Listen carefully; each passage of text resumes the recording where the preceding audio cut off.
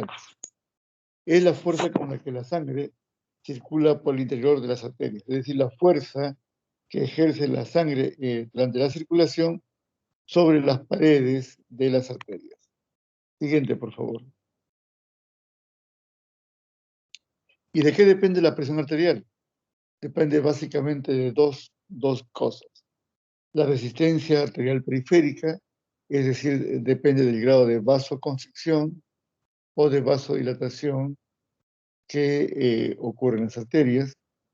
Y lo segundo depende de la fuerza con la que el corazón se impulsa. En el gráfico de la derecha, si puedes señalar, por favor, Cristina, van a ver ustedes dos conceptos que van a ser importantes en lo que es hipertensión arterial. En la primera figurita, esa es una arteria normal, miren ustedes el grado el grosor de las paredes, hacia abajo está el corte en donde se puede ver el endotelio, la región subendotelial y la región muscular. Eso es, digamos, lo normal. Miren ustedes en el corte la luz del vaso y el grosor del vaso. En un inicio de la hipertensión arterial, los vasos están así. ¿Y por qué sube la presión? Por la vasoconstricción. ¿De qué depende la vasoconstricción? De la contracción de las fibras musculares de la capa media, donde está señalando Cristina. Pero como todo músculo, la vasoconstricción no se puede mantener todo el tiempo, así que ocurre la vasoconstricción, eso hace que suba la presión arterial, luego el músculo se relaja y baja la presión arterial. Eso explica por qué al inicio de la hipertensión arterial crónica el paciente hace picos de hipertensión arterial y luego hay intervalos de tiempo en donde hay normotensión arterial. Pero con el tiempo, ¿qué ocurre cuando todo músculo se ejercita y se ejercita cuando ustedes van al gimnasio un día, 2 días, una semana, un mes? El músculo responde a la sobrecarga de trabajo con hipertrofia. Entonces veamos la figurita de la derecha. En la figurita de la derecha, miren ustedes el grosor de la pared del vaso y la disminución de la luz del vaso. Eso se llama hipertrofia concéntrica. Esa disminución de la luz del vaso ya es un cambio ya no funcional como el anterior, en donde ocurría pues vasoconstricción y alternaba con vasodilatación, sino que ya ocurre un cambio estructural del vaso. Y al disminuir la luz del vaso, eso va a provocar el aumento de la resistencia periférica y la hipertensión arterial permanente. Entonces, lo que estamos recordando acá es cómo pueden haber al inicio de la hipertensión arterial cambios funcionales, mediados por vasoconstricción, y finalmente cambios estructurales, mediados por hipertrofia de la capa media. Siguiente diapositiva. Esta es una gráfica que vimos en el semestre pasado, que explica un poco mejor lo que habíamos dicho. En la línea en rojo abajo dice que la presión arterial es igual al gasto cardíaco por la resistencia periférica. ¿Qué es la resistencia periférica? Tiene que ver con el área de sección de la luz del vaso. Como dijimos hace un rato, al inicio funcional por vasoconstricción, luego estructural por el cambio de hipertrofia de la capa media. ¿Y el gasto cardíaco de qué depende? Depende del producto de dos factores, del volumen sistólico por la frecuencia cardíaca. Entonces, si ustedes recuerdan la diapositiva anterior, vuelve por favor. Decíamos que la presión arterial, la diapositiva anterior, la presión arterial dependía, número uno, de la resistencia periférica y dos, de la fuerza con la que el corazón impulsa la sangre, es decir, del volumen sistólico y o del gasto cardíaco. Siguiente. Siguiente, por favor. En esta diapositiva no la vamos a repetir, ya seguimos este pasado. Explica cómo es que algunas patologías, como la ingesta de sodio, la reducción de la masa nefronal, el estrés, algunas alteraciones genéticas y la obesidad pueden explicar la hipertensión arterial siguiendo este diagrama. Por ejemplo, ¿por qué restringimos el sodio a los pacientes hipertensos? A mayor ingesta de sodio, y la sociedad moderna consume mucho más sodio, ahora consumimos más sodio que hace 50 años y más sodio que hace 100 años. Entonces, al aumentar la ingesta de sodio, aumenta la volemia. Al aumentar la volemia, aumenta la precarga. Sígueme, por favor, Cristina. Aumenta la precarga. Y al aumentar la precarga, aumenta el gasto cardíaco. Al aumentar el gasto cardíaco, aumenta la presión arterial. Es por eso que los pacientes hipertensos deben tener una menor ingesta de sodio. Lo primero que vamos a hacer desde el punto de vista terapéutico, como el paciente hipertenso, es decirle, señor o señora, como usted, menos cantidad de sal. Entonces ahora entendemos por qué al haber una disminución de la cantidad de sal, va a haber una disminución de la volemia, una disminución de la precarga, una disminución del gasto cardíaco, por lo tanto, una disminución de la presión arterial. Veamos estrés, por ejemplo. Al ocurrir el estrés, eso provoca un incremento de la actividad simpática, del sistema nervioso simpático. Al aumentar la actividad simpática, sigue por favor Cristina, ocurre una constricción venosa. Las venas también se contraen en menor intensidad que las arterias, pero se contraen. Al haber una mayor contracción venosa, eso aumenta la precarga, y al aumentar la precarga va a aumentar el gasto cardíaco. Pero también aumenta recuerden ustedes que es inotrópico positivo, por lo tanto aumenta la contractilidad. Al aumentar la contractilidad aumenta el volumen sistólico y al aumentar el volumen sistólico aumenta el gasto cardíaco, por lo tanto también aumenta la presión arterial. Y también contrae la musculatura de la capa media de las arterias, produce una constricción arteriolar que aumenta la resistencia periférica. Y vuelve a donde dice hiperactividad simpática. Muy bien, verán ustedes que hay una flecha de doble sentido con respecto al sistema renina-angiotensina. Siempre que se activa el sistema simpático, va a activar el sistema RAS, y al revés, cuando se activa el sistema RAS, va a activar el sistema nervioso simpático. Y a través del sistema RAS, fíjense todas las flechitas que tienen y cómo se explica los cambios en la presión arterial. Siguiente diapositiva. No es propósito de esta clase explicar toda la diapositiva. Entonces, comencemos definiendo qué es hipertensión arterial. La definición clásica de hipertensión arterial nos dice que es un síndrome caracterizado por un incremento en las cifras promedio de la presión arterial sistólica y o diastólica. ¿En qué valores? Para el adulto, de 140/90, medidas en al menos 3 visitas. Entonces, primer concepto, que debe haber un incremento de la presión arterial sistólica igual o mayor de 140 milímetros de mercurio, en la diastólica mayor o igual a 90 milímetros de mercurio, no en una sola visita, sino por lo menos 3 visitas. ¿Y a qué se refiere con la palabra promedio? Bueno, actualmente los equipos de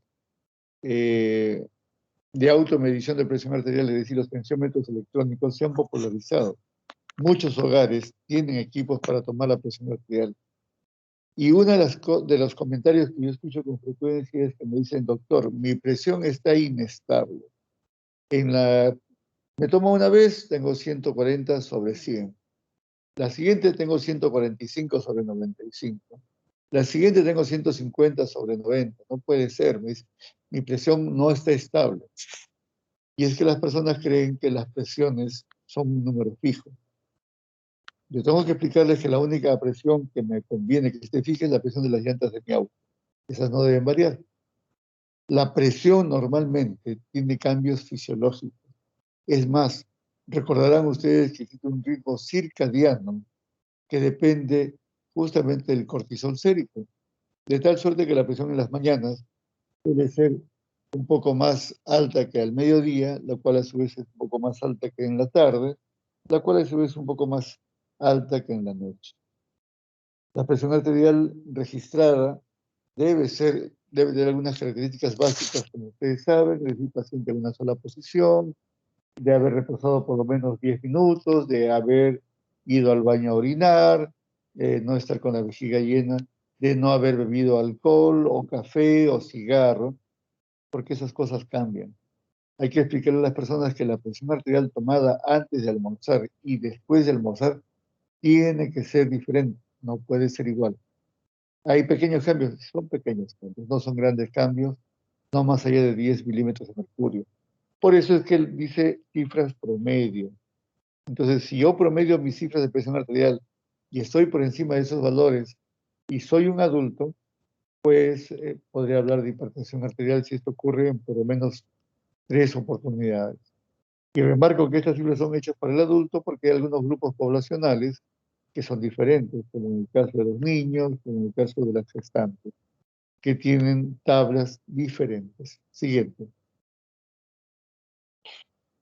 De repente, una mejor definición de hipertensión arterial sería esto.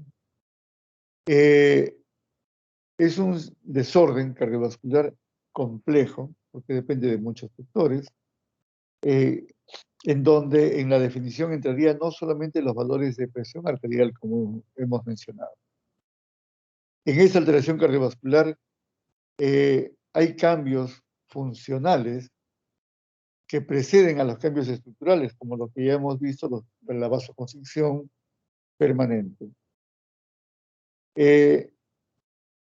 Los estadios iniciales de la hipertensión arterial pueden comenzar aún antes que se eleve la presión arterial.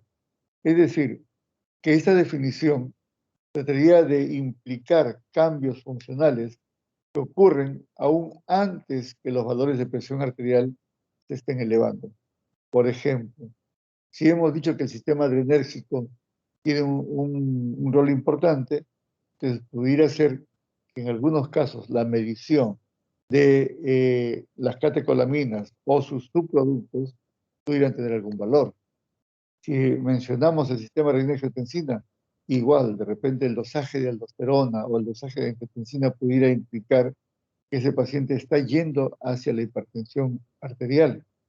Actualmente, la teoría inflamatoria tiene un rol importante en la génesis de la hipertensión arterial. Entonces, encontrar un PCR ultrasensible elevado, aún antes que se eleve la presión arterial, pues podría ayudarnos a prevenir o a retardar el inicio de la hipertensión arterial, porque también, como hemos visto en la diapositiva, hay un fuerte componente genético. Y hay un viejo dicho popular que dice, el que nace para panzón, así lo fajen de chiquito. Quiere decir que si mi abuelo hipertensa, mi padre hipertensa, mi madre hipertensa, es muy probable que yo haga hipertensión arterial. Y si yo veo que, por ejemplo, a cierta edad mi PCR ultrasensible comenzó a elevarse, entonces es un buen momento, aún siendo normotenso, que trate de corregir los factores que puedan cambiarse. ¿Puedo cambiar mi edad? No. ¿Puedo cambiar mi género? No. ¿Puedo cambiar mi obesidad? Eso sí puedo cambiar. ¿Puedo cambiar mi dieta? Eso también puedo cambiar. ¿Puedo cambiar el sedentarismo? Eso también puedo cambiar. ¿Puedo cambiar el estrés? Difícil, pero también puedo cambiar. Es decir, podríamos trabajar en los factores predisponentes para modificarlos y retardar o impedir el inicio de hipertensión arterial. Siguiente. Eso todavía no está muy claro cuáles son los factores que deberíamos revisar. Siguiente, por favor, antes de o para corregir todo esto.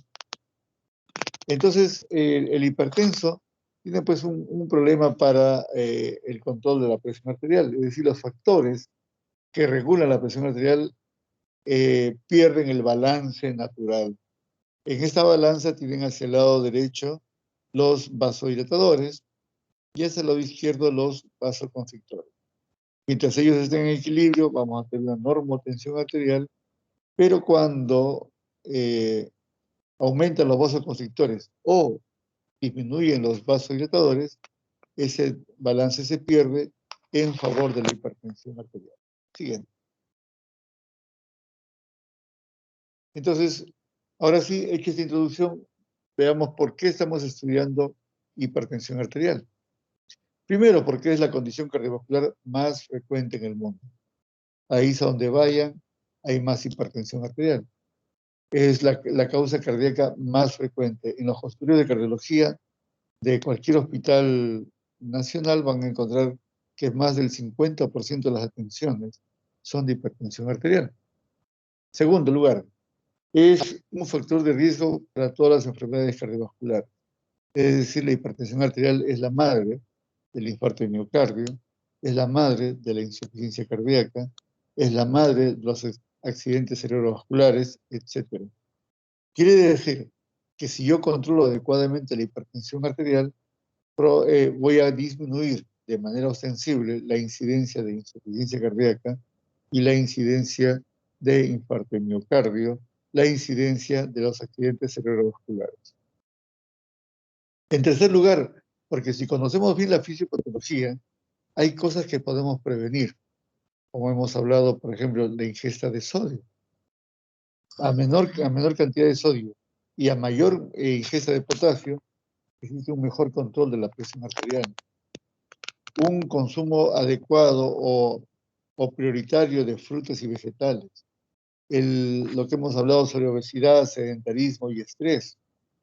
Y finalmente, porque actualmente contamos con una cantidad o un arsenal terapéutico tan importante y de tanta efectividad que sería tonto no ofrecer esto al paciente, a nuestro paciente con hipertensión arterial.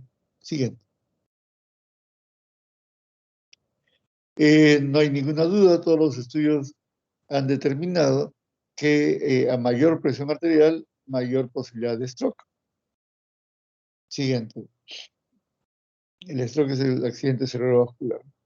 Y claramente se ha visto que un mejor control de la presión arterial en todos los países ha llevado a una disminución de las enfermedades cerebrovasculares.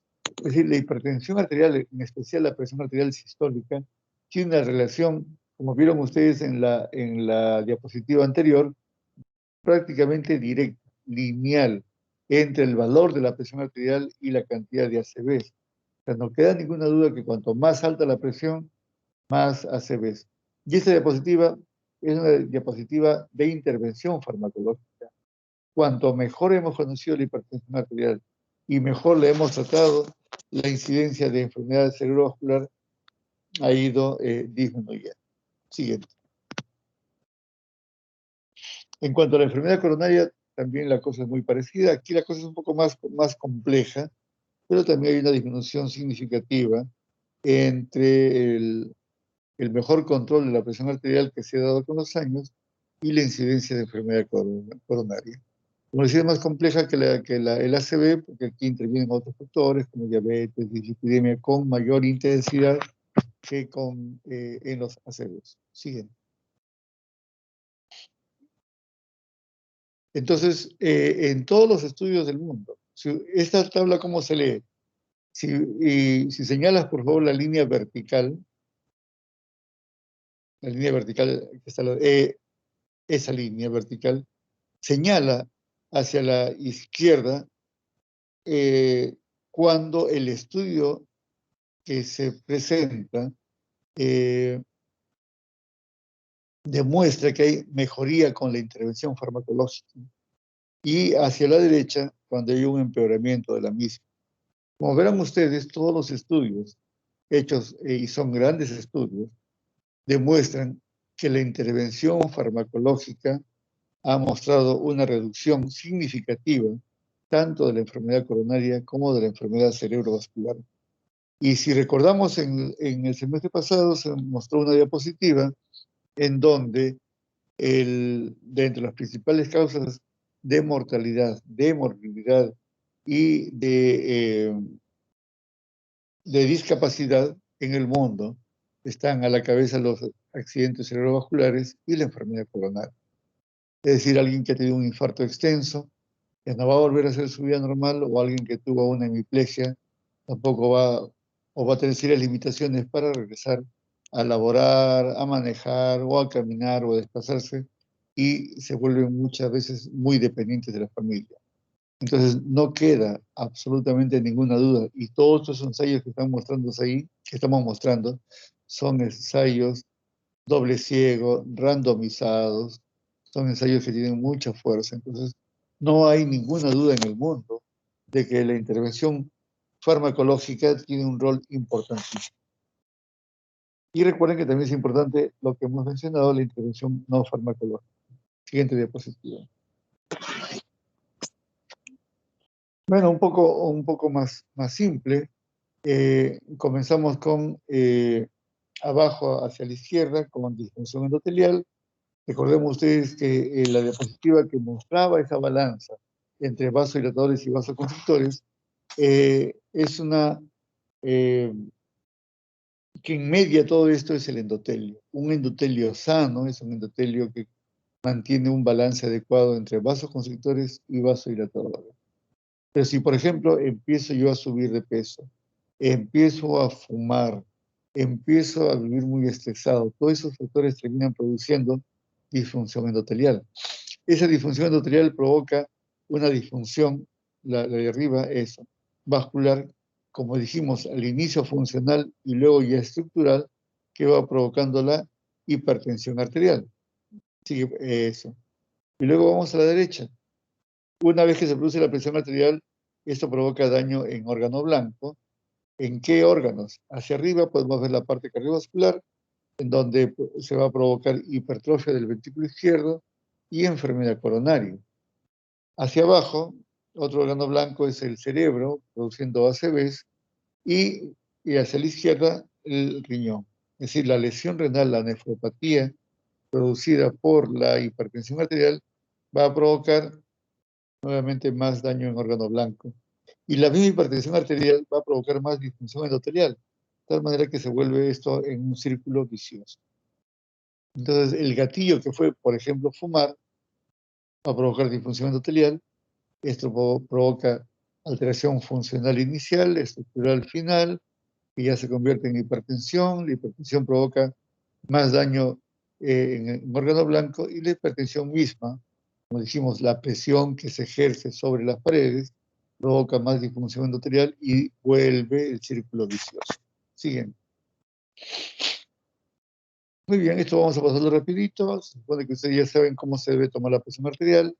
¿Por qué? Porque el diagnóstico, generalmente decimos que la hipertensión arterial es un síndrome, pero vale la pena decir en este momento que muchos de los pacientes, la mayor parte de pacientes hipertensos, son oligosintomáticos o son asintomáticos. Ustedes recuerdan la definición de síndrome, dice es el conjunto de signos y síntomas. Entonces, si la mayor parte de pacientes no tiene síntomas, quiere decir que el diagnóstico se basa en los signos.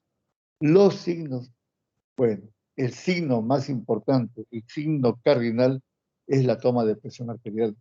Entonces, si no tomamos adecuadamente la presión arterial, pues el síndrome no se va a diagnosticar adecuadamente. Entonces, ¿cuáles son las condiciones que se requieren? A la cabeza, en un ambiente adecuado. Estar en una habitación tranquila, cosa complicada dentro de un hospital. Evitar ruidos y situaciones de alarma, cosa también muy complicada en un hospital.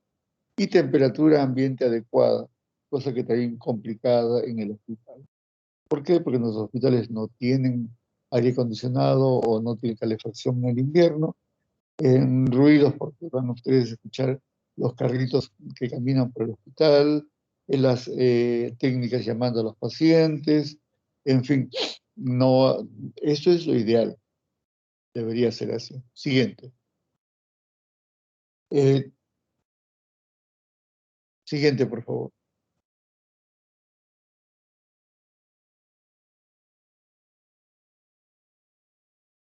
Siguiente diapositiva.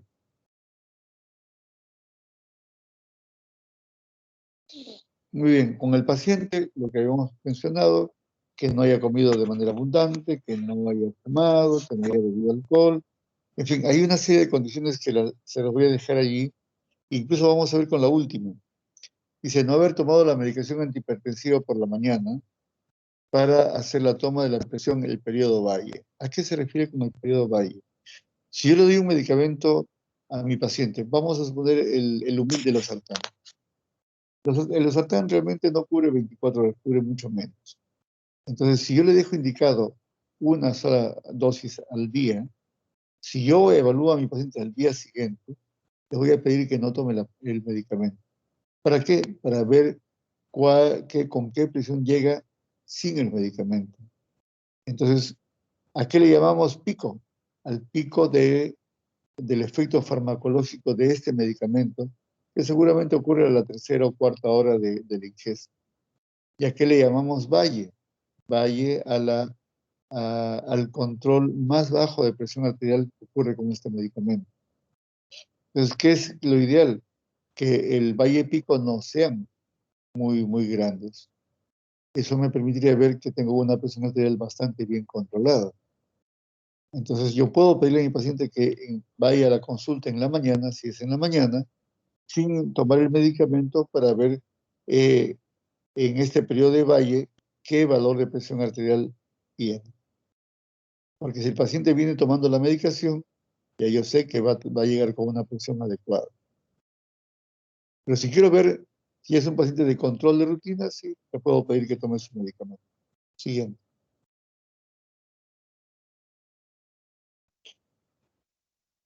La postura del paciente.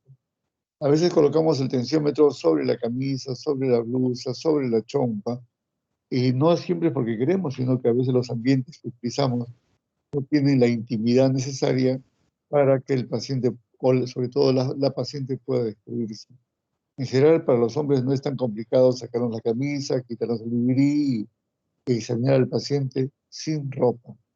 En el caso de las damas, siempre hay que tener una batita con la abertura hacia adelante para poder examinar bien la parte cardiovascular y de preferencia, lo ideal sería que hubiera una técnica cerca de ustedes, en especial cuando somos varones, porque este examen puede malinterpretarse por el paciente.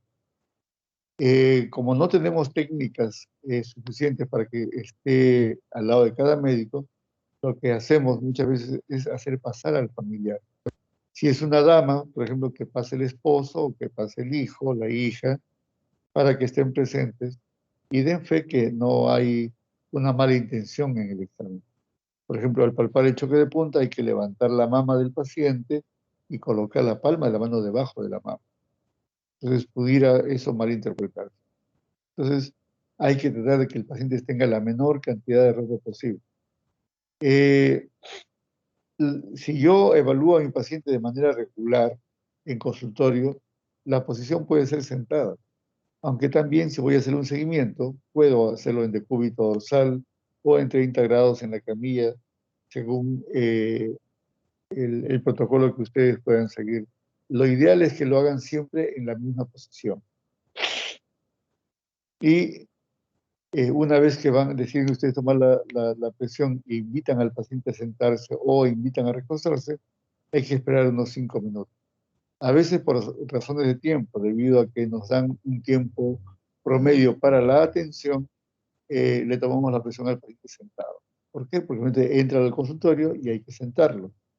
Entonces, si yo lo invito a echarse a la camilla, probablemente tengo que esperar los 5 minutos que están mencionando ahí para la toma de presión arterial y eso sí va a ser un problema de tiempo.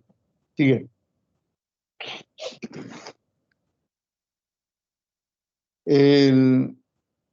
Sobre todo en las personas mayores, en los viejitos, hay que desatar la hipotensión postural. Es decir, el cambio de presión arterial que pudiera haber con el cambio de posición. Por ejemplo, normalmente cuando yo estoy recostado o cuando estoy sentado y me pongo de pie, debe haber una disminución de la presión arterial sistólica, que generalmente es menos de 10 milímetros de mercurio. ¿Por qué? Porque yo me pongo de pie, inmediatamente mis reflejos vasoconstrictores permiten una adecuada perfusión cerebral, no permiten que caiga mucho la presión. Pero si esta caída es superior a 20 milímetros de mercurio en la sistólica o de 10 milímetros de mercurio en la diastólica, a eso la vamos a llamar hipotensión postural o hipotensión ortostática. Le menciono esto porque a veces vienen los abuelitos. Ustedes lo recuestan al abuelito, tiene 180 de presión arterial. Como ya veremos en las tablas, 180 correspondería a una hipertensión de grado severo. Pero lo ponen de pie al abuelito y la presión arterial cae, a veces, aunque ustedes no crean, a 100 o 110 milímetros de mercurio.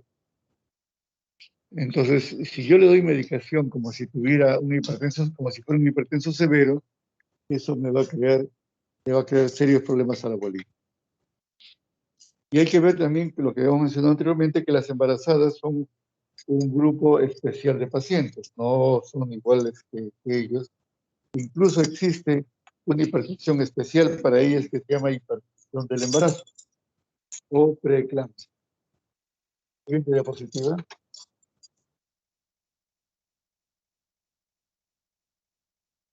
Y hay que ver también cómo está el equipo con el que tomamos la presión arterial. A veces los equipos no están adecuadamente calibrados. Recordemos que el mejor equipo para tomar la presión arterial es el tensiómetro de mercurio. Luego, no tenemos un tensiómetro de mercurio, que es con lo que generalmente trabajamos los cardiólogos. Hay que utilizar el tensiómetro aneroide, ¿no? El aneroide sí hay que estarlo calibrando con cierta regularidad. Y finalmente tenemos los tensiómetros electrónicos validados. Recuerden que no todo tensiómetro electrónico está validado y a veces cambian el valor de la presión arterial, sobre todo hacia arriba. Entonces ya yo he tenido más de un paciente en donde la familia me llama porque tienen una crisis hipertensiva aparente y cuando yo llego, en realidad el que está mal es el, el tensiómetro. Entonces hay que tener mucho cuidado con qué equipo se está utilizando. Generalmente, bueno, no generalmente, he visto algunos médicos que utilizan estos tensiómetros electrónicos para evaluar a sus pacientes y eso no está bien. Debemos ofrecer al paciente lo mejor y lo mejor es el tensiómetro de mercurio. Y si no tenemos uno de mercurio, pues un tensiómetro aneroide que tendremos que estar calibrando periódicamente. Otro de los factores importantes que a veces nos olvidamos es el manguito. Los tensiómetros deberían tener, sobre todo en los hospitales, un juego de mangos. Mangos me refiero a los brazaletes. ¿Por qué? Porque el brazalete debe tener algunas condiciones, como ustedes saben muy bien. El ancho del brazalete debe ser más o menos 2/3 de la longitud del brazo del paciente y debe darle por lo menos una vuelta y media al perímetro del brazo del paciente. Entonces ustedes entenderán que un hombre de 1,90 m no puede tener la misma longitud del brazo que una mujer de 1,45 m. O el brazo de un hombre delgado de 20 años no, puede tener no tiene muchas veces el mismo perímetro que el de una mujer de 60 años que tiene un brazo que parece un muslo. Entonces hay que adecuar el brazalete dependiendo del paciente. ¿Por qué? Porque si el brazalete es muy pequeñito, eso va a sobreestimar la presión arterial, es decir, nos va a dar valores más altos de presión arterial. Y al revés, si es muy grande, también nos va a dar valores más bajos de los que habitualmente tienen. Bueno, eso lo conocen ustedes perfectamente. Sí, seguimos. Dije que no me iba a demorar mucho, pero me estoy demorando con esto. Siguiente, por favor. Bueno, ¿cómo se toma la presión arterial? Ahí tienen la diapositiva. Siguiente. También siguiente. Saben cómo deben identificarse los ruidos, con qué velocidad debe bajarse. El primer sonido corresponde a la presión sistólica y la desaparición de los latidos corresponden a la presión diastólica. Aquí está correlacionado con los ruidos de Kortkov. Siguiente, eso ya descrito en el siglo XIX, perfectamente validado. Un poco más de la toma, cómo debe hacerse. En la primera consulta, por lo menos en los dos brazos, casi siempre hay una diferencia. Eso también es otra cosa que la gente pregunta, dice, ¿cómo es posible que tenga 130 a un lado y 120 en el otro lado? Y la respuesta que yo les doy es que nosotros somos simétricos, no somos iguales. Significa que mi cuerpo derecho no es igual que el de mi cuerpo izquierdo, son simétricos. Es por eso que en el caso de las damas, la mama del lado derecho no es exactamente igual que la mama del lado izquierdo. Ni tampoco colocarse un anillo en el dedo anular de la mano derecha es igual que el del lado izquierdo, porque no son exactamente iguales. Igual pasa con en la medida de la presión arterial. Entonces, ¿cuál es la que vamos a utilizar? Utilizaremos el brazo dominante, es decir, donde la presión arterial es más alta. Y a eso lo vamos a llamar el brazo control. Muy bien, seguimos, porque eso ya lo pueden leer ustedes y lo saben muy bien. Hablemos de la clasificación de la hipertensión arterial. Ya sabemos que la presión arterial tiene una definición numérica y en la definición ampliada tendríamos que revisar los cambios estructurales, perdón, los cambios funcionales que van a preceder a todos.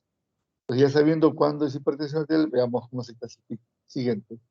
Hemos tenido durante muchos años una única clasificación, pero ya hace algunos años hay una dicotomía. Por un lado, la Sociedad Europea de Hipertensión Arterial, que antes seguía a la Sociedad Americana, ahora tiene su propia clasificación, que en lo personal me parece más adecuado.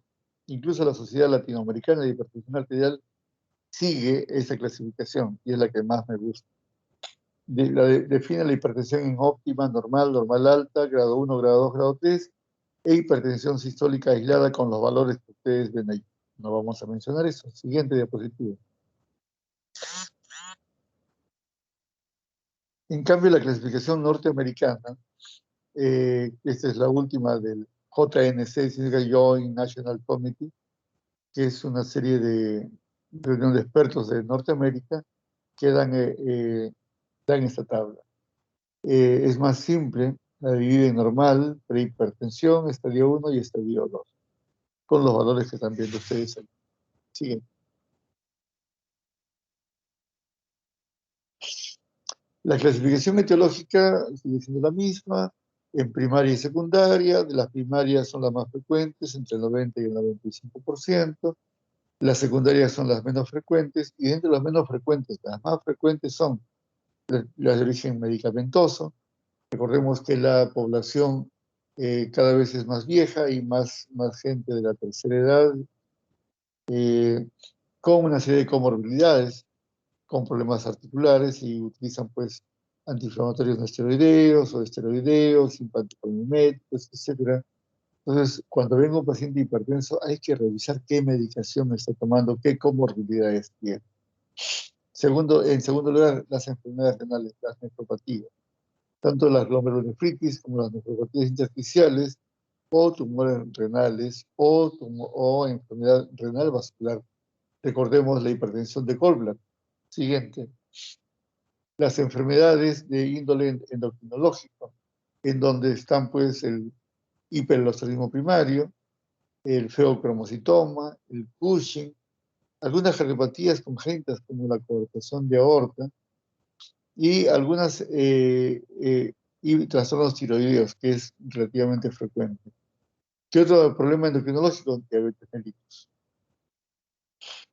Y en el capítulo de hipertensión sistólica aislada, casi siempre hay alguna alteración de base, como la arteriosclerosis, en general exactamente la aortoesclerosis de los viejitos, las radicardias, la diabetes, el hipertiroidismo y la insuficiencia aórtica. Entonces, si ustedes recuerdan la clasificación europea, el último ítem decía hipertensión sistólica aislada. Entonces, ¿qué tenemos que buscar? Insuficiencia aórtica, trastornos del tiroides, diabetes mellitus y esclerosis de la aorta. Siguen.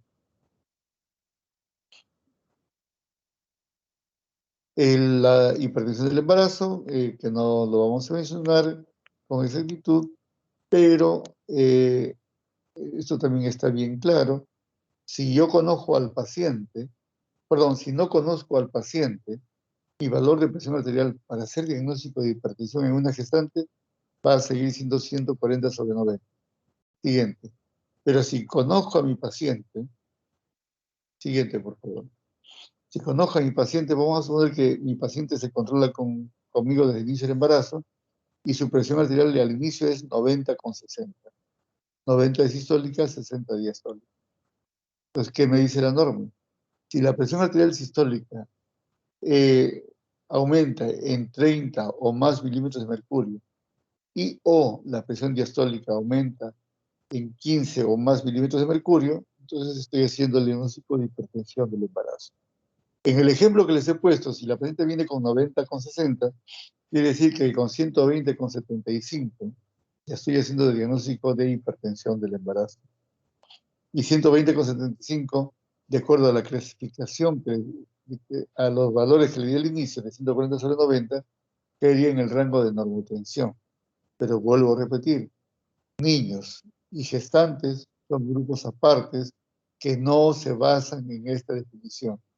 ¿Cuándo utilizaría el 140/90? Cuando no conozco a la paciente, cuando es la primera vez que la veo.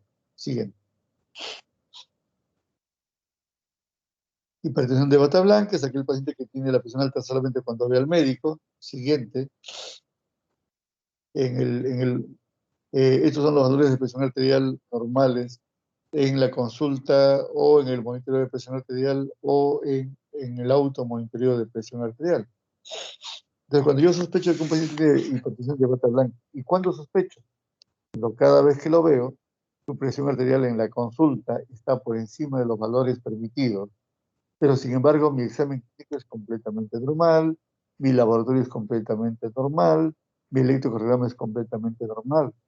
O sea, uno dice, pero ¿cómo puede ser que sea un hipertenso? Y a veces yo tengo pacientes con 180, con 120, por ejemplo, hipertensión de grado severo, y sin embargo todo es normal. Entonces, ¿qué hacemos con ellos? Colocamos un equipo de monitoreo ambulatorio de presión arterial, eso significa MAPA, monitoreo ambulatorio de presión arterial, y vemos los valores promedio. Ajá, promedio, exactamente. La definición que dimos al inicio dice valores promedios de presión arterial. Y muchos de estos pacientes caen en rango de normalidad. ¿Cuáles son los rangos de normalidad? Los que están puestos en la diapositiva. Entonces, aquel paciente que tiene un mapa en rango normal, con presiones en el consultorio elevados, entran en la clasificación de hipertensión de bata blanca. Siguiente.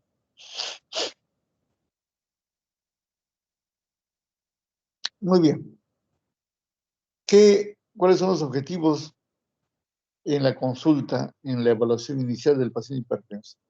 Primero, es establecer si es o no hipertenso y la magnitud de la hipertensión arterial para poder clasificarlo en estadio 1, estadio 2 o estadio 3. Entonces, ¿cómo establecemos si es hipertenso o no? Pueden citarlo repetidas veces a la consulta, porque dijimos que tienen que ser 3 valores de presión arterial en días diferentes, o podemos optar por la automedición de presión arterial, decir que se tome la presión solo en la casa, o mejor aún, indicarle un mapa. El mapa no solamente nos va a decir si es hipertenso o no, sino nos va a ayudar a definir la magnitud de la hipertensión arterial. En segundo, buscar las causas curables de hipertensión arterial, es decir, las secundarias. Ya hemos visto, echarle un ojito a la medicación que toma el paciente. 2, buscar enfermedad renal, tanto parenquimal como vascular renal. 3, buscar enfermedades endocrinológicas, diabetes, o trastornos tiroideos, feocromocitoma, hiperaldosteronismo, etcétera, etcétera. 3, evaluar la presencia de daño en órgano blanco.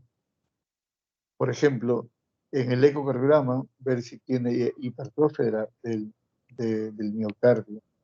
Un eco de carótidas para ver si hay hipertrofia de la capa media o, más aún, ya hay placas de ateroma.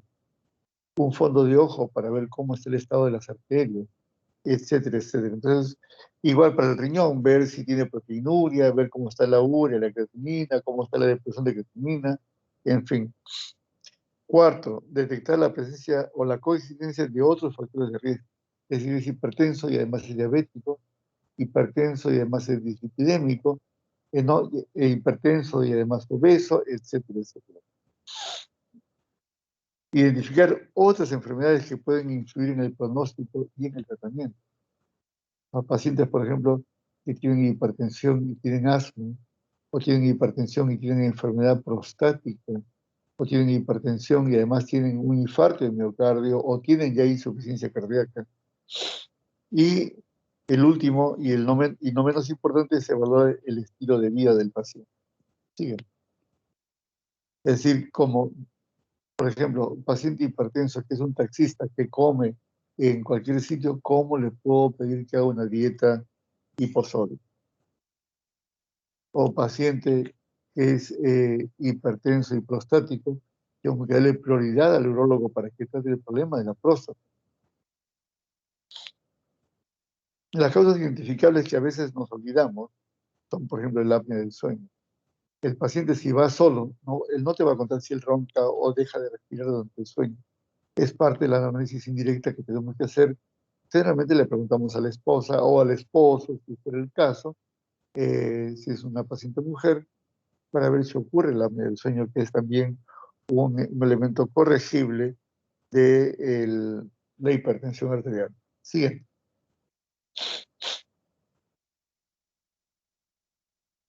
Una vez que ya hacemos el diagnóstico de hipertensión arterial, tenemos que ver cuáles son los factores de riesgo que vamos a emplear en la estratificación de riesgo. En principio, como ya hemos visto, el valor de la presión arterial, tanto sistólica como diastólica, eso nos permite clasificar pues, en estadio 1, estadio 2 o estadio 3. El hecho, la edad y el género. Si es un hombre mayor de 55 años o una mujer mayor de 65 años, ya es de riesgo. El tabaquismo, la dislipidemia, los antecedentes familiares, y esto es algo que yo remarco siempre con los alumnos cuando hacen la historia clínica. ¿Tiene antecedentes familiares de hipertensión arterial o de infarto de miocardio o de accidente cerebrovascular? Sí, no. La pregunta siguiente es, ¿a qué edad tuvo el familiar esa alteración? Entonces, si mi abuelito le dio un derrame cerebral cuando tenía 90 años y a mi abuelita le dio un infarto cuando tenía 95 años, eso no tiene una importancia significativa. ¿Qué antecedentes familiares en realidad son importantes para mí? Cuando ocurren en edades tempranas de mi familia, en varones jóvenes menores de 55 años o en mujeres de menores de 65 años. La obesidad abdominal es importante que el paciente hipertenso, así como lo pisamos y lo pellamos, medirle la pancita. Ahí están los valores normales, que son de 102 centímetros para los varones y mayor de 88 centímetros para las mujeres. ¿Y por qué medimos la obesidad abdominal? ¿Por qué medimos la pancita? Porque la grasa intraabdominal, que por mucho tiempo hemos creído que es una grasa simplemente estética, y no me refiero a la grasa que está en el sector subcutáneo, sino me refiero a la grasa que se encuentra dentro del abdomen, esa que no sale con la liposucción. Ya hemos visto, y eso ha sido mucho más importante, ahora que estamos todavía en pandemia, ver que esa grasa abdominal no es una grasa inerte, es una grasa que produce una serie de sustancias inflamatorias que llamamos interleuquinas, que tienen que ver con la génesis de la hipertensión arterial. Como te dije hace un rato, tenemos actualmente la idea de una enfermedad inflamatoria. Es por eso que en la última línea, el PCR, sobre todo el PCR ultrasensible, es un factor de riesgo. Un hipertenso PCR con una proteína selectiva positiva, nos están diciendo que hay actividad inflamatoria los factores de riesgo que tenemos que evaluar. Siguiente. Lo siguiente que hacemos es evaluar la presencia de daño en órganos blancos. Lo hemos visto en el corazón, hipertrofia ventricular, en las arterias, sobre todo en la carótida, que es la arteria que podemos observar, ver que el grosor miointimal, que está como EIM, normalmente es menor de 0,9 milímetros. En general, chicos jóvenes como ustedes tienen un grosor intimal que está en 0,5 o menos incluso. La presencia de daño renal medido a través del valor de la creatinina o la presencia de microalbuminuria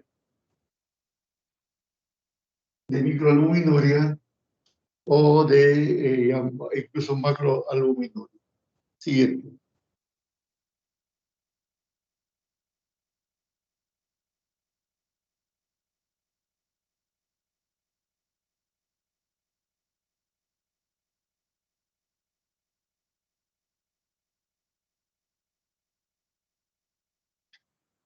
También podemos ver ¿qué pasó? No, es que le iba a decir que se le fue el audio, doctor. Ahorita voy a compartir.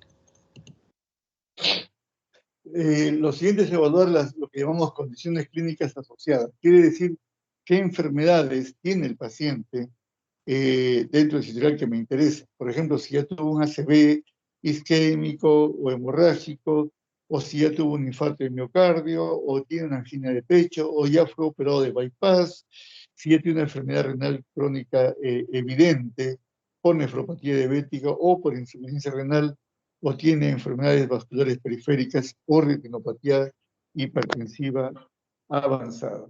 Siguiente.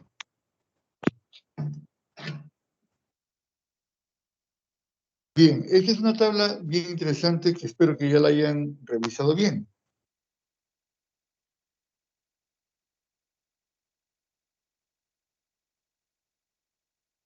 En esta tabla lo que ustedes van a ver hacia arriba, los valores de presión arterial de acuerdo a la clasificación europea, porque esta es una clasificación de la Sociedad Europea de Hipertensión Arterial, y hacia la izquierda la fase de hipertensión arterial. Es decir, ¿el valor absoluto de la presión arterial es importante? Sí, pero no es lo único que tenemos en cuenta. Por ejemplo, señala por favor la tercera columna donde dice normal alta. Allí. No, la normal alta. Ahí, la tercera columna. Muy bien. Por ejemplo, si yo tengo un paciente que tiene 130,80, todos estarán de acuerdo conmigo que es un paciente que tiene normotensión arterial, porque hemos dicho y hemos definido hipertensión arterial con valores de 140/90. Muy bien, pero si, eso es si yo me guío únicamente por el dato de valor de presión arterial. Pero, baja por favor hasta el final de esa columna. Muy bien. Y yo tengo un paciente que además de tener 130,80, ya tuvo una enfermedad cerebrovascular establecida, o es diabético, o ya tiene enfermedad renal crónica, debe ser considerado de muy alto riesgo. Como si tiene 130,80, ni siquiera cabe en el valor de presión arterial. Sí, señor, así es. Y vuelvo a repetir, en el caso de la hipertensión arterial, lo que esta tabla nos dice es importante el valor de presión arterial, el valor absoluto es importante. ¿Es lo único? No, señor. Tengo que correlacionar con todo lo que hemos visto en las diapositivas anteriores. ¿Y qué hemos visto? Los factores de riesgo. Allá si es un hombre mayor de 55 o mujer de 60, allá, ¿qué más? Familiares, el PCR, ok. ¿Qué más me interesa? Lo que hemos visto. Daño en órgano blanco. ¿Qué daño en órgano blanco? Ah, sí, pues que tenga hipertrofia ventricular, que tenga un grosor miointimal por encima de 0,9, que tenga una microalbuminuria, o que ya tenga una enfermedad clínica establecida. Es decir, es un paciente que ya tuvo un infarto de miocardio, o ya tiene enfermedad renal crónica, o tiene insuficiencia cardíaca, entonces ya tiene enfermedad crónica establecida. Y solamente el solo hecho de tener así, ya lo pone en muy alto riesgo. Es más, si ustedes ven la palabra DM, que es diabetes mellitus, el solo hecho de tener diabetes mellitus ya lo coloca en muy alto riesgo, cualquiera que sea el valor de la presión arterial. Entonces, eso es lo que nos dice esta diapositiva. Revisemos las diapositivas anteriores. ¿Qué nos decían los factores de riesgo? ¿Qué nos decían daño en órgano blanco? ¿Qué nos hablaban sobre enfermedad cardiovascular establecida? Y de acuerdo a eso, puedo establecer el riesgo de mi paciente. Siguiente diapositiva. Siguiente. Es importante, es frecuente la hipertensión arterial. Prácticamente uno de cada 4 peruanos tiene hipertensión arterial, me refiero a los adultos. Más frecuente en varones que en mujeres, es más frecuente. Siguiente. De los hipertensos en el país, menos de la mitad saben que son hipertensos. Y de los que saben, prácticamente uno o 3 de cada 4 reciben tratamiento, y menos de la mitad está bien controlado. Es decir, hay mucha gente en nuestro país, para olvidémonos de los números, que eso en una semana ni se van a acordar siquiera. Muchos pacientes en nuestro país que andan por la calle que siendo hipertensos no saben qué son. De los que saben qué son, no todos reciben tratamiento. Y de los que reciben tratamiento, menos de la mitad están adecuadamente tratados.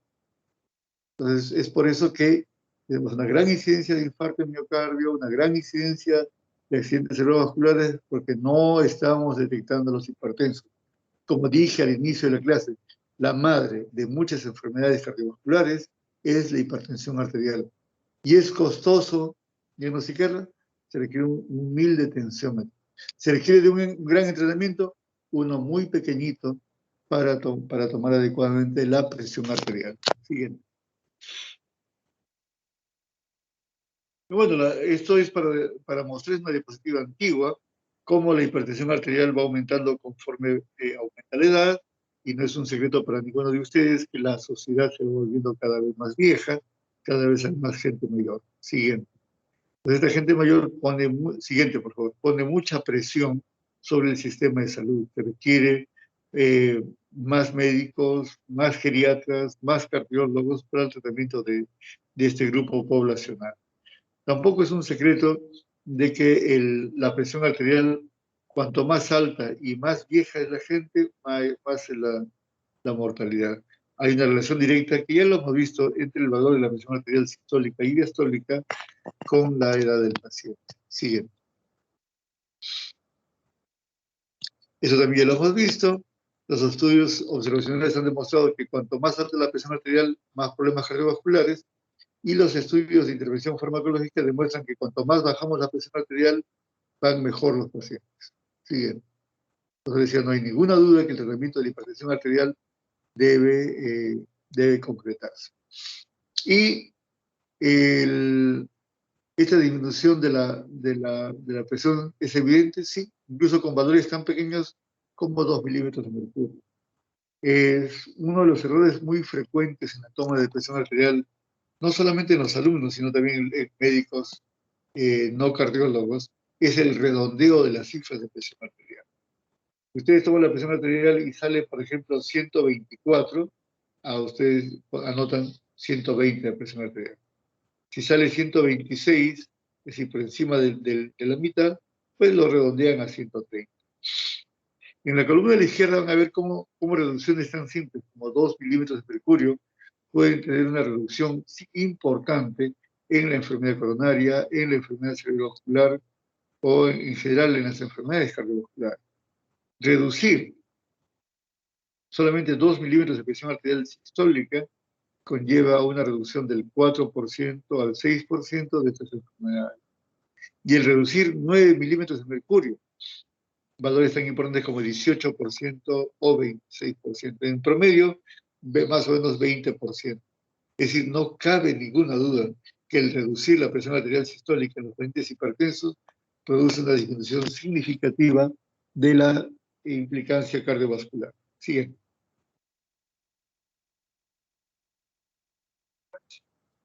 Siguiente. Esto es un poco más de lo mismo, cómo debemos certificar el riesgo del paciente. Siguiente. Cómo se clasifican los pacientes en riesgo muy alto, riesgo alto. Este es un poco el resumen de lo que estamos viendo en la diapositiva anterior. Siguiente. Cuando el riesgo es bajo, moderado, alto, muy alto, fíjense ustedes el pronóstico, tanto en la columna de la izquierda de los norteamericanos como en la derecha, que es la de los europeos, muestra un riesgo importante a largo plazo. Obviamente, si la presión arterial me sube hoy día no va a dar riesgo, ya no va a dar. Siguiente. Y vamos a la carnecita, lo que le gusta a todos, el entrenamiento. No hay, como les decía, ninguna duda que los pacientes hipertensos van bien. Pero ¿por qué no tratamos entonces a los pacientes con presiones más bajas, a los hipertensos de bajo riesgo? Miren ustedes, si yo trato a un paciente con una presión arterial sistólica, señala donde dice 131.5, es decir, en el rango de normotensión arterial, el tratamiento farmacológico no ayuda en nada. No ayuda en nada. O incluso algunos estudios han demostrado que van peor los pacientes, incluso cuando la presión arterial está por debajo de 140. Es decir, en el paciente normotenso o hipertenso muy leve, sin factores de riesgo, la intervención farmacológica no ha demostrado ningún beneficio, o al contrario, ha demostrado que van peor. Y recién cuando la presión arterial, señala por favor la última línea de esa diapositiva, cuando la presión arterial entra en rango de hipertensión arterial, Ahora corre hacia la derecha, veremos que el tratamiento es mejor que el placebo. Entonces, con esto queda más o menos claro que deberíamos tratar con fármacos, con medicamentos, cuando el paciente entra al rango de hipertensión arterial. Antes de eso, lo que podemos hacer es alentarlo a modificar o a tener un estilo de vida saludable. Si está gordito, pues baja de peso, sobre todo cuando hay estos cambios previos o cuando hay antecedentes importantes. Si yo veo, por ejemplo, que mi paciente ya tiene un PCR ultrasensible elevado, o ya tiene microalbuminuria, o que mi paciente es diabético, aún sin tener nada, empiezo a cambiar su estilo de vida. Si está gordito, baja de peso. Si no come adecuadamente, toma frutas, verduras y con dieta hiposódica. Si no hace ejercicio, que haga ejercicio. Si vive estresado, hay que alentarlo a que cambie el factor estresante. Siguiente. Entonces, ¿cuál es nuestro objetivo primario en los pacientes con hipertensión de grado 1? Igual, en estos pacientes que ya tienen hipertensión, igual la intervención farmacológica es importante cuando estamos en el rango de hipertensión arterial. Es decir, con menos no se demuestra nada. Yo tengo un paciente que tiene 135 milímetros de mercurio y lo trato con medicamentos, no voy a conseguir ningún beneficio. Esto está bien clarito. Siguiente. Entonces, el tratamiento, siempre a la cabeza va primero los cambios de estilo de vida. Es lo primero que tenemos que hacer para normalizar la presión arterial. Si el paciente, por ejemplo, es hipertenso en la línea de abajo, de grado 1, y con un riesgo que es de bajo a moderado, pues también estilos de vida. Si el paciente sigue siendo de grado 1, pero tiene un riesgo alto o ya hay evidencia de daño marcado blanco, pues cambiar el estilo de vida y además darle tratamiento farmacológico. Y si el hipertenso es mayor de 65 años y está en buen estado físico y psíquico, se recomienda también tratamiento antihipertensivo junto con los cambios en el estilo de vida. Siguiente. Entonces, ver el tratamiento farmacológico dependiendo del estadio del paciente y de los riesgos que tiene el paciente. Aquí está cuáles son los umbrales que debemos utilizar. Como verán ustedes, 140/90 sigue siendo lo más importante. Señalado en ese cuadro rojo, porque estamos hablando de hipertensos que van de 18 a 79 años. Y, es decir, y con los que tienen más de 80 años, con ellos debemos ser un poco más permisivos. Verán ustedes que la presión arterial sistólica ya no está en 140, sino en 160. ¿Y esto por qué? Porque la rigidez de las arterias, que es una rigidez fisiológica, pide que la presión esté un poquito más alta. Es decir, los viejitos podemos ser un poco más permisivos con la reducción de la presión arterial. Siguiente. Porque si a ese viejito lo normalizamos, entre comillas, y lo llevamos a 140 o a 120 o a 110, podemos provocar daños por hipoperfusión, sobre todo cerebral. Y el viejito va a venir con hipotimia, o va a venir con síncope, o va a venir con fatiga.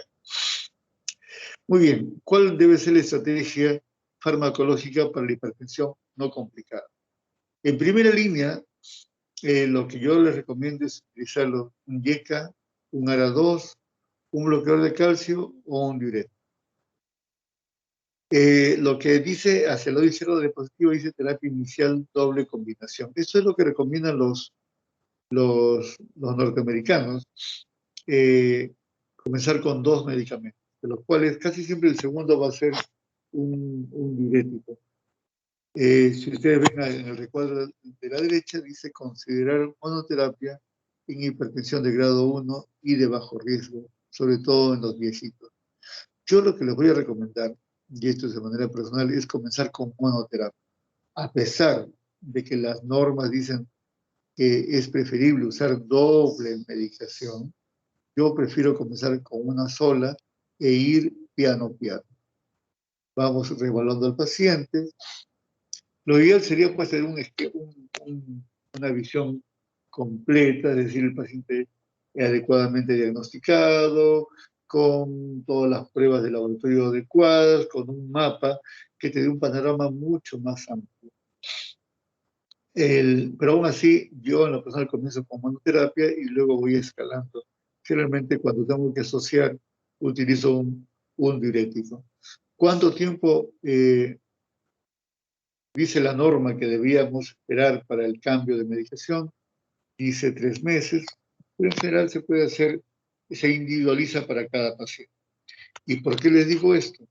Porque si yo le doy a un paciente que viene, por ejemplo, con cefalea y viene con 150/90 de presión arterial y concluyo que la cefalea es por hipertensión arterial, no voy a esperar ni un mes siquiera para que le disminuya la cefalea. ¿Qué va a ocurrir? Que el paciente, como sigue con los síntomas, primero, que va a buscar otro médico. Y segundo, que seguramente le van a cambiar el esquema. Entonces, lo que yo hago en lo personal es tener citas muy cortas con los pacientes, no más allá de una semana, para ir reevaluando el cambio de la presión arterial y el cambio de los síntomas del paciente. ¿Qué es válido también? Bueno, asociar el YECA con un diurético, o el ARA2 con un diurético, o el YECA o ARA2 con un bloqueador de calcio, que es otra posibilidad. Si luego de la regulación el paciente sigue con la presión alta, entonces debemos darle un YECA o un ARA, más el bloqueador de calcio, más el diurético. Y si con esto no se controla el paciente, vamos a considerarlo ya hipertensión resistente, que por definición es aquella que con 3 fármacos de diferentes grupos farmacológicos no se controla adecuadamente la hipertensión arterial.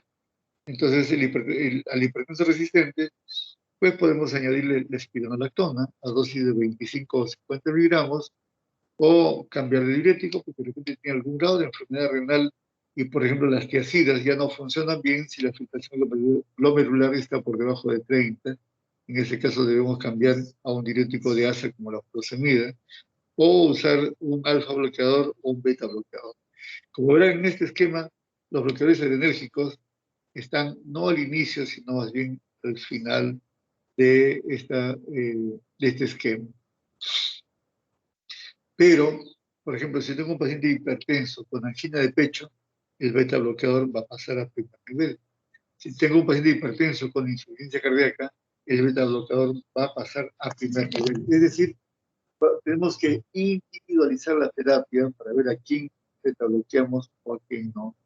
Si tengo, por ejemplo, un paciente con hipertrofia de próstata, seguramente que el alfa bloqueador va a ser una muy buena elección, porque de ese modo relajo la musculatura de la próstata y también la musculatura de la capa media de las arterias, teniendo un doble efecto beneficioso con un solo fármaco. Siguiente.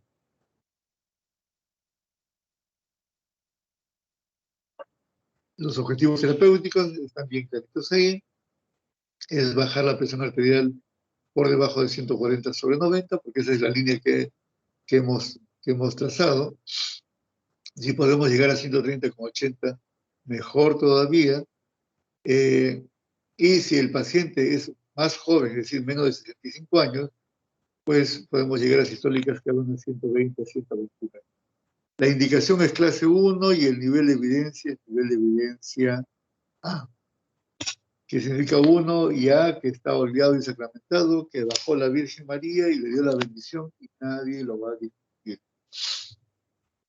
En los pacientes que son mayores de 65 años, verán ustedes que los objetivos de presión ya no son tan severos de bajar de 120 con 129, sino un poquito más altos, de 130 con 139, y como hemos visto en los viejitos de mayores de 80 años, incluso estar alrededor de 160 o 150 milímetros de mercurio.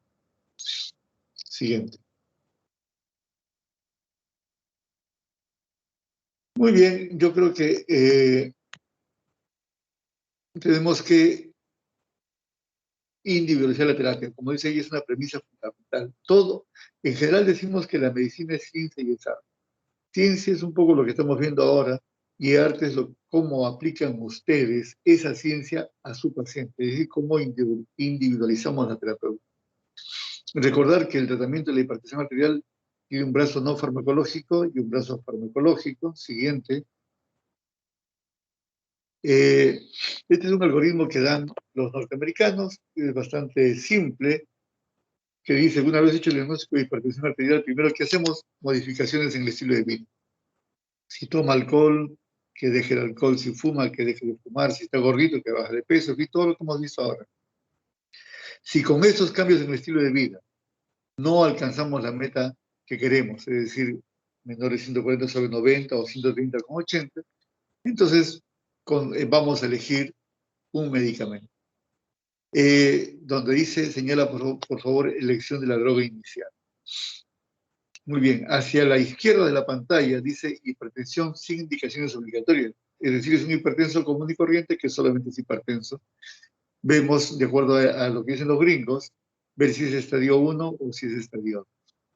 Si es estadio 1, ellos recomiendan las tiazidas, los YECA, los ARA2, los bloqueadores de calcio o una combinación de los mismos. Si es un estadio 2, ellos dicen, ok, comienza de una vez con 2 drogas y no comienzas con una sola. Entonces, en el estadio 1 puede ser o una droga o una combinación, y en el estadio 2 necesariamente una combinación. Si el hipertenso en el otro brazo del lado derecho tiene alguna indicación obligatoria, ¿cuáles son las indicaciones obligatorias? Por ejemplo, hipertensión con diabetes, en cuyo caso los YECA van muy bien; hipertensión con insuficiencia cardíaca, también los YECA van a ir muy bien; hipertensión con fibrilación auricular, los betabloqueadores van a ir muy bien. Es decir, si hay alguna condición, además de la hipertensión arterial, que me permita elegir un medicamento más adecuado a ese paciente. Siguiente. Estos son las modificaciones del estilo de vida, que tienen que ver con el peso, el consumo de alcohol, el consumo de sodio, el tipo de dieta que se va a utilizar, la dieta llamada DASH, que es rica pues, en potasio, en calcio, en consumo de vegetales y fruta, con una baja ingesta de sal y de grasas. Siguiente. Estos son los valores de presión arterial que podemos lograr con estas modificaciones de estilo de vida. Miren ustedes que bajando 10 kilos de peso, mi presión arterial sistólica va a caer entre 5 y hasta 20 milímetros de mercurio. El peso es súper importante. La dieta DASH puede bajarnos entre 8 y 14 milímetros de mercurio, la dieta hiposódica entre 2 y 8, el ejercicio entre 4 y 9, y la reducción o la limitación del consumo de alcohol entre 2 y 4 milímetros de mercurio. Claro que si hacemos todo junto, pues veremos que la reducción va a ser significativa. Es por eso que debemos comenzar primero con las modificaciones en el estilo de vida. Hay un grupo no pequeño de pacientes que no van a requerir tratamiento farmacológico, sino simplemente con modificar esto podemos regular la presión arterial. Siguiente tratamiento farmacológico es un poco más de lo que habíamos mencionado anteriormente.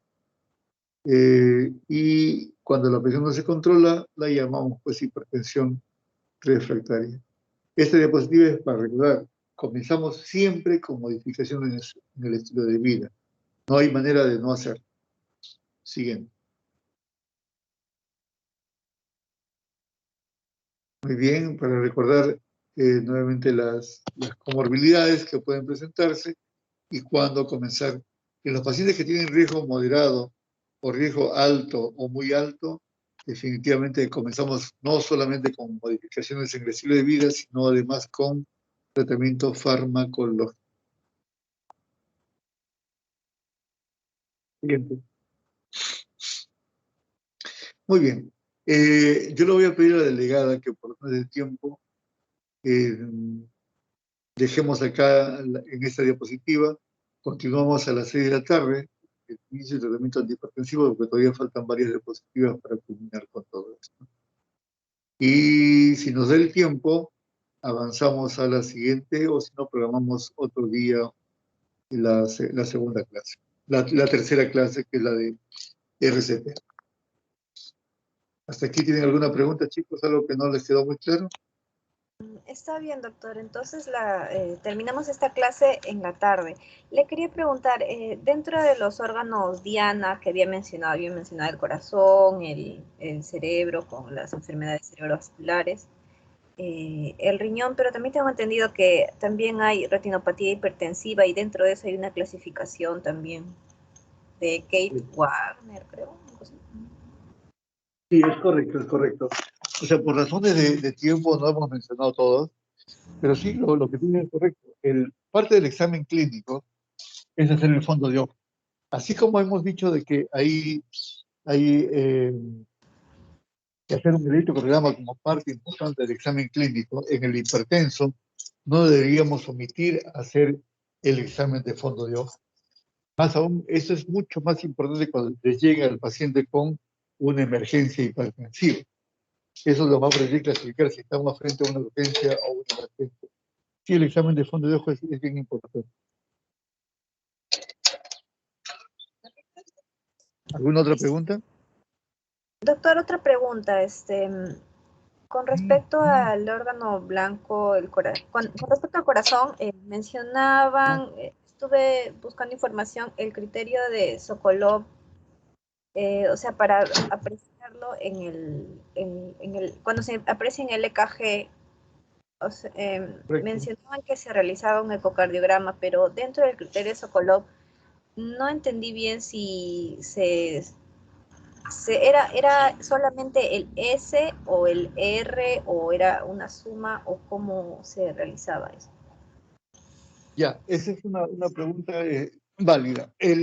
Si revisan la diapositiva que se les ha enviado, por eso que yo les envío con tiempo, porque la información de hipertensión arterial es tan grande, en realidad hay todo un libro sobre hipertensión arterial que no se puede dar todo en una sola clase. Por eso les envío la diapositiva. El, Clásicamente, ¿cómo hacemos el diagnóstico de hipertrofia ventricular? Primero, clínicamente.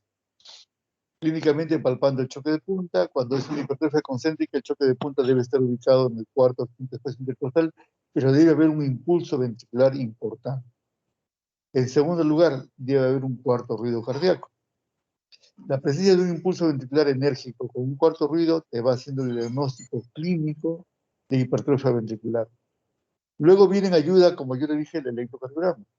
El criterio de Sokolov es uno de los parámetros que utilizamos, es el más común, pero tiene una sensibilidad bastante baja. Es el que hemos utilizado por mucho tiempo y que suma la onda S de B1 a B2 con la onda R de B5 o B6, de tal suerte que debe ser mayor o igual a 35 milímetros. Pero la sensibilidad ya sabemos que no es de la mejor. Entonces, cuando yo sospecho o quiero encontrar hipertrofia ventricular, me voy al ecocardiograma. Entonces, el ecocardiograma sí nos da valores más exactos. Consideramos hipertrofia en las mujeres cuando la masa del ventrículo izquierdo es mayor de 95 gramos por metro cuadrado y en los varones mayores de 110 gramos por metro cuadrado. ¿Por metro cuadrado de qué? De superficie corporal, que es una relación entre el peso y la talla del paciente.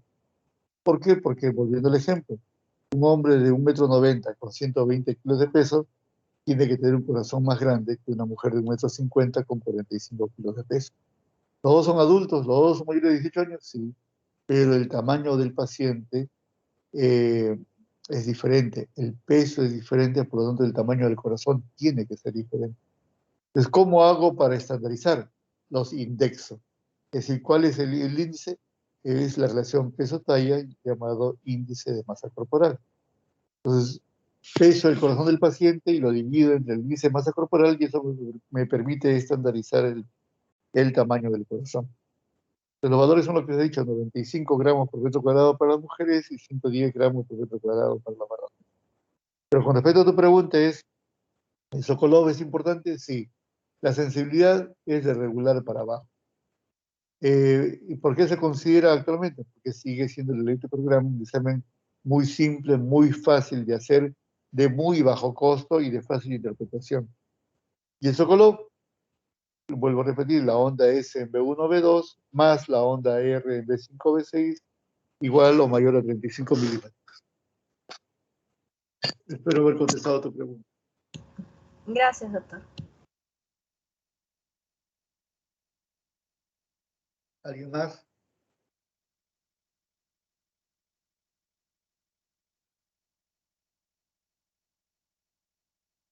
Muy bien, chicos.